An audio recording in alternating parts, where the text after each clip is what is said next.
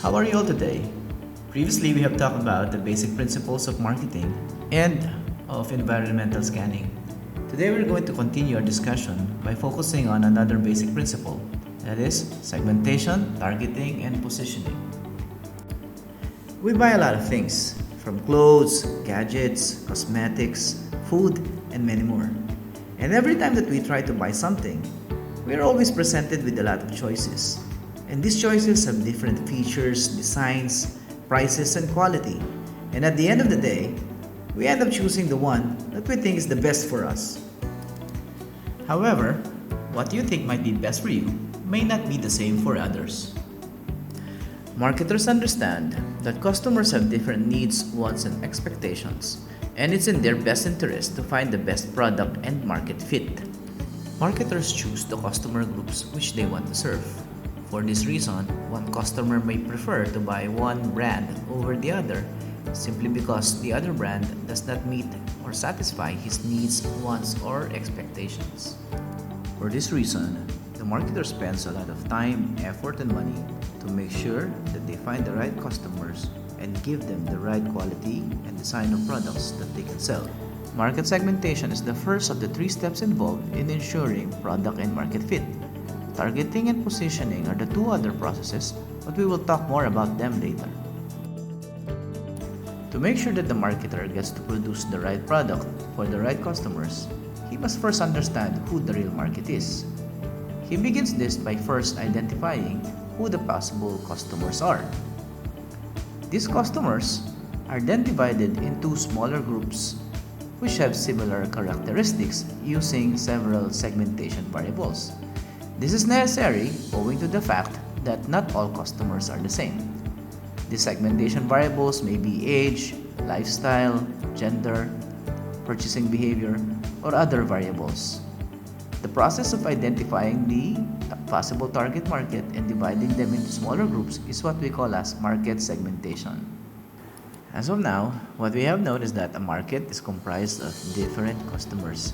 These different customers will have different needs and wants, and marketers divide the market into smaller groups. The process is called market segmentation. Well, how do we divide the market into smaller groups? We will talk about that in the next part. There are many ways to divide the market. The most common are demographic, psychographic, behavioral, and geographic.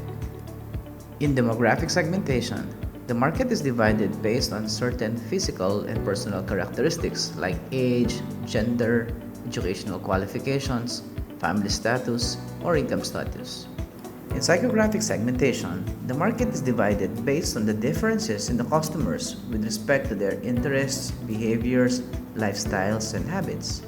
Luxury car companies like Pugo, Porsche, and BMW have used psychographic segmentation. As a matter of fact, they have only chosen market segments who belong to the luxury market segment. In behavioral segmentation, the market is divided based on the purchasing behavior, loyalty status, benefits sought, and purchase occasions of the customers. Laptops are good examples for behavior segmentation. Some laptops are for heavy usage, while some laptops are for light usage. Other laptops are for gaming or for professional or technical use.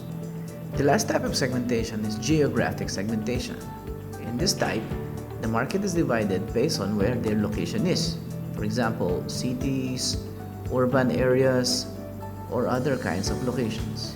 But what is the best way to segment the market? Is it demographic, psychographic, behavioral, or geographic? Actually, the answer to this question is it will depend on the situation.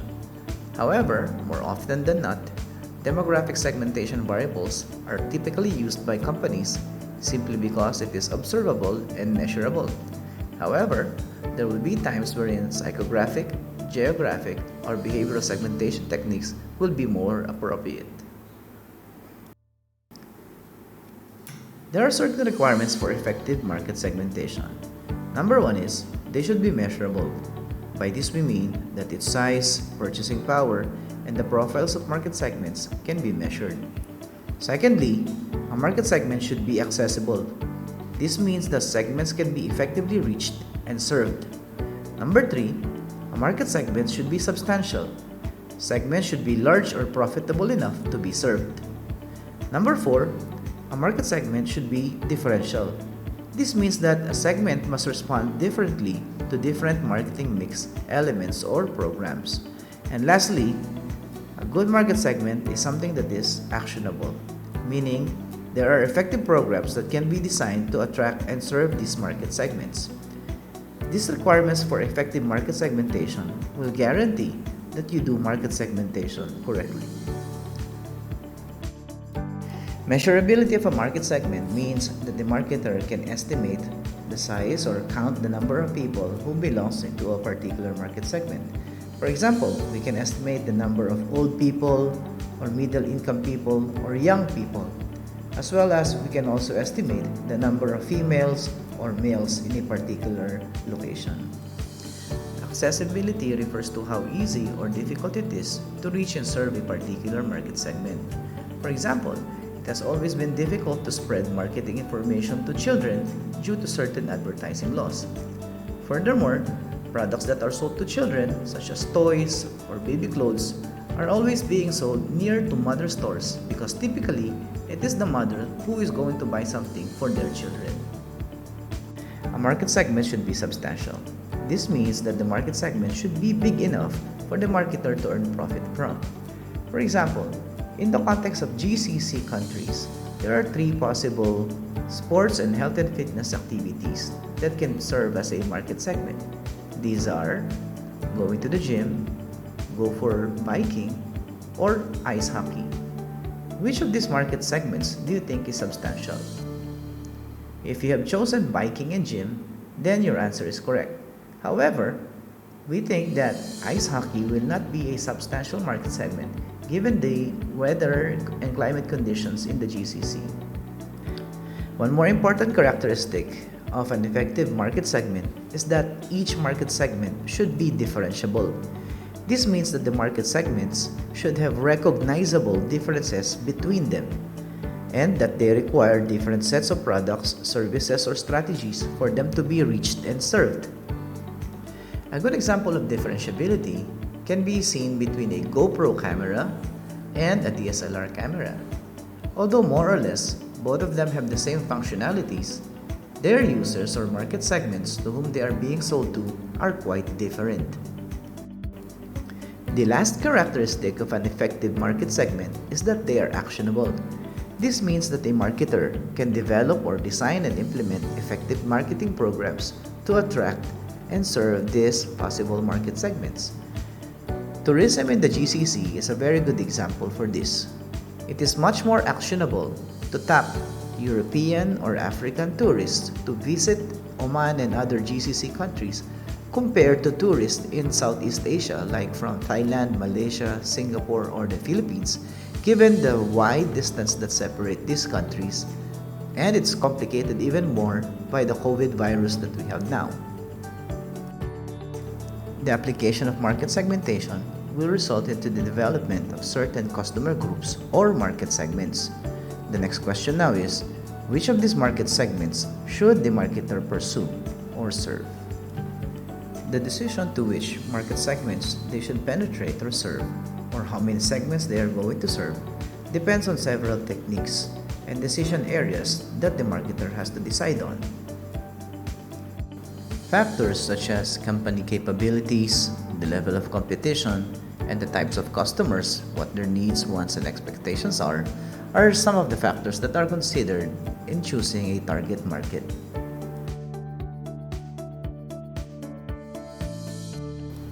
With a combination of correct strategy and very good implementation, hopefully, the company will be able to attract the target market which they wish to serve. There are so many ways on how a company can select their target market. They can either target broadly or target narrowly.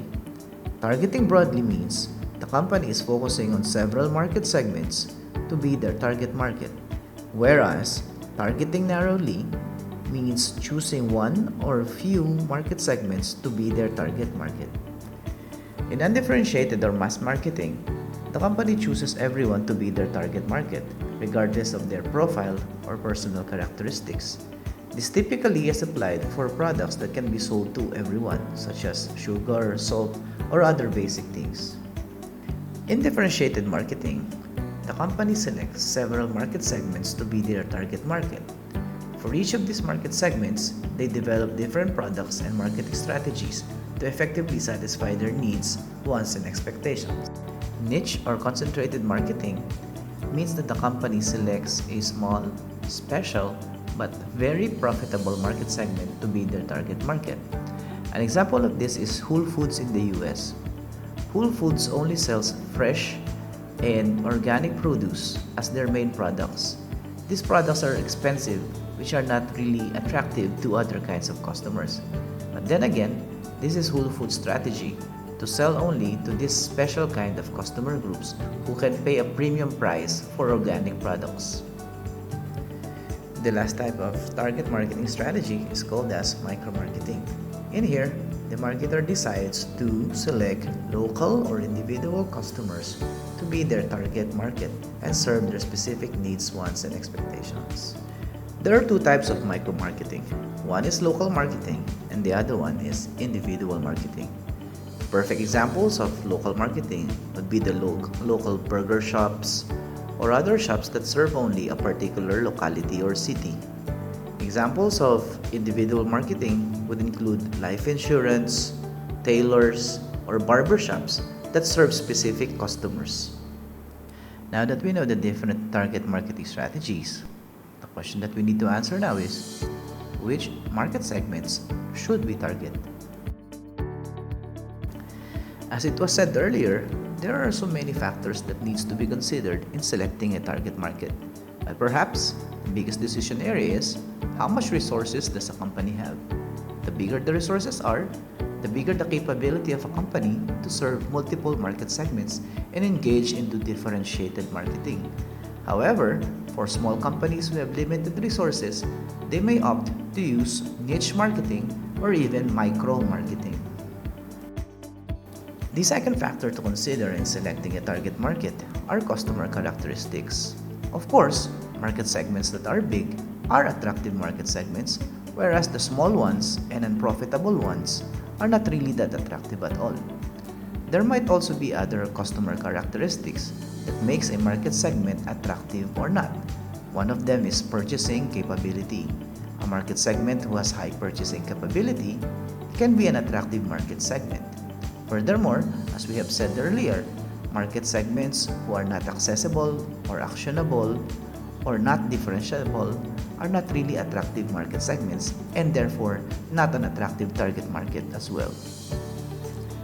Aside from company resources and customer characteristics, the level of competition in a particular market segment also needs to be looked into by a marketer before choosing that market segment. Some market segments are already being served by several competitors. This makes it difficult, especially for a new business or a young business, to focus on. As much as possible, the marketer needs to research which market segments are not heavily competed in or what we call as saturated. It is always advised that a new business focus on market segments wherein there is not a lot of competition.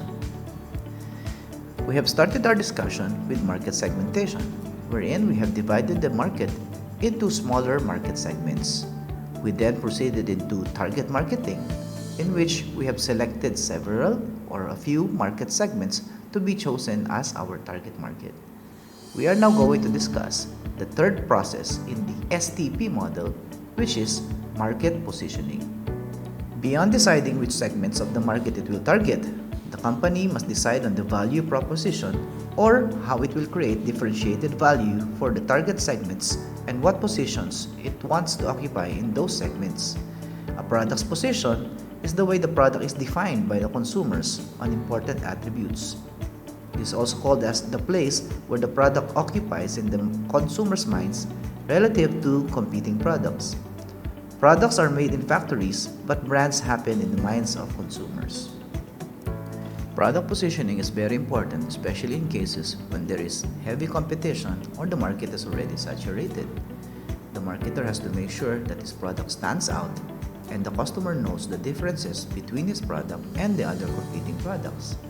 If he fails to do this, the customers may not even recognize what the product is, and therefore the customers will not prefer to buy his product. We will give two examples of how product positioning works. The first example is about Volvo. There are so many car manufacturing companies all over the world that compete in so many levels and in different varieties. However, Volvo has successfully held the position of being the world's most safest car. It has done this by spending a lot in research and development and in marketing to make sure that in the heads of the customers, when they think of safety, they will be thinking about Volvo. Red Bull will be the next example. Although there are already a lot of energy drinks out there in the market like Powerade and Gatorade, Red Bull has successfully positioned itself differently from the rest of them. Red Bull is known to be the preferred drink for those people who are engaged in extreme sports, and Red Bull has spent a lot of money to make sure that they hold this position and they hold this differentiation in the heads of their customers. Determining the position to which the product should focus on requires some sort of analysis.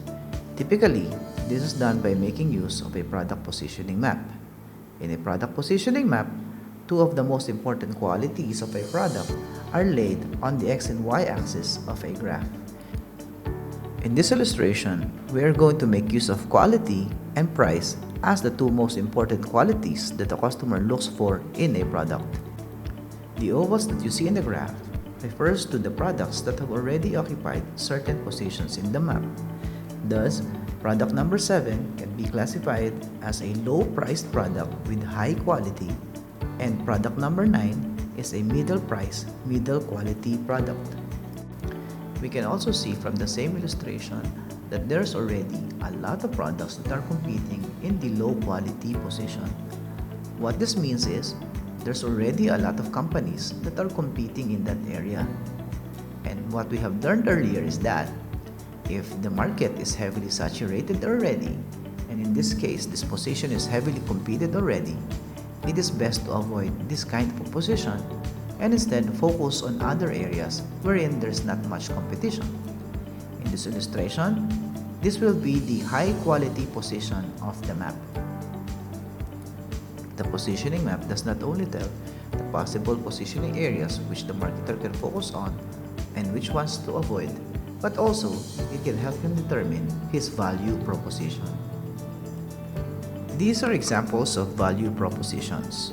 The green ones represent value propositions that are winning or any marketer can choose, and the red ones are possible value propositions, but they should be avoided because they are the losing value propositions. Winning value propositions can be more for more, meaning to say it can be a high price item but the benefits are good, or it can be more for less, meaning to say you get more for the product but you are going to buy it for a lesser price. These value propositions are very helpful in the minds of the customers because at the end of the day, the customers will select the product that gives them the highest value for their money. Aside from deciding possible value proposition strategies, the marketer has also to decide what will be the positioning strategy for his brand. What this means is, what does he want his customer to think about his brand or product? He has many options to choose from. He can position based on the category where his product belongs. He can position based on the consumers he wants to focus on, or the competitors, the benefits that his product gives, or the price, attribute, and the prestige of the brand that he has. Car manufacturing companies typically use category-based positioning for their cars. For example, Toyota manufactures electric cars, while they also have cars for other categories such as sedan, family vans, sports cars, and other types of vehicles. All of these vehicles are competing in different product categories. The clothing company No Fear is a very good example of a company that uses consumer-based positioning. They manufacture ready-to-wear clothes for people who have a distinct dark personality which are typically ignored by large ready-to-wear clothes manufacturing companies. Tide, which is one of the biggest brands of Procter & Gamble, makes use of a competition and benefit-based positioning strategy. They try to position themselves all over the world as the brand that beats all of the competitors through all of the benefits that it provides to all households all over the world. Mobile phones are good examples of companies that makes use of attributes and price positioning. If you can notice, many mobile phone companies try to differentiate each other based on the attributes that their phones have. Some have better cameras, bigger storage capacities, more capabilities, but all of them also compete with respect to price. The last type of positioning strategy is called prestige positioning. Luxury brands like Gucci, Louis Vuitton are the ones that are normally using this type of positioning strategy. Prestige positioning shows dominance, luxury, and fame. And typically, products that use this kind of positioning strategy are premium priced. Market segmentation, targeting, and positioning is one of the most important principles of marketing. We hope that you'll have learned something new today and you can apply it to your own business or in your career someday. Thank you very much for listening. To find out how much you have learned, do the activities which are prepared together with this lecture. You can do this by scanning the QR code that you can find on your screen. Lastly, don't forget to hit like, share, subscribe, or comment. You can also turn on your notification bell so you can be notified of future videos. Thank you.